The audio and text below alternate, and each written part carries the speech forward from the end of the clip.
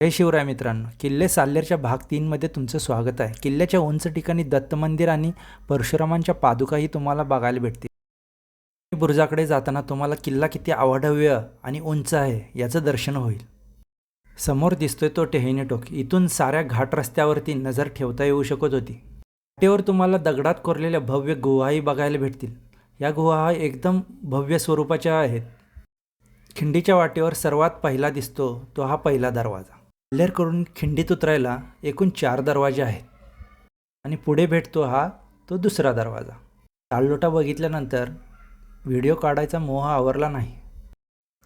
पुढे एक अरुंद आणि थरारक वाट आहे जिथून आपण खिंडीकडे किंवा सालोट्याकडे जाता येतं. इथून तुम्ही बघाल तर दगडामध्ये कोरलेल्या अजून काही खूप गुहा बघायला भेटतील.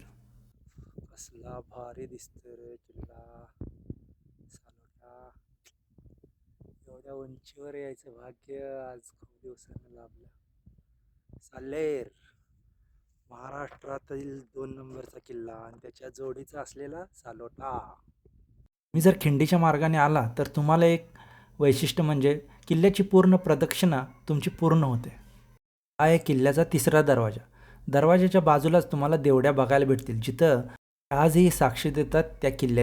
आहे मन मोहून टाकणारा तिसरा दरवाजा, सुस्थितीत भक्कम आणि आजही ताट उभा असणारा हा तिसरा दरवाजा.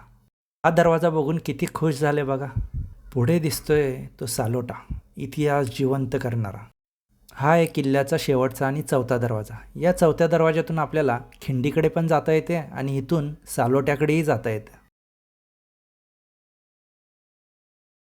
कारण पुढचा व्हिडिओ असणार आहे किल्ले सालोटा.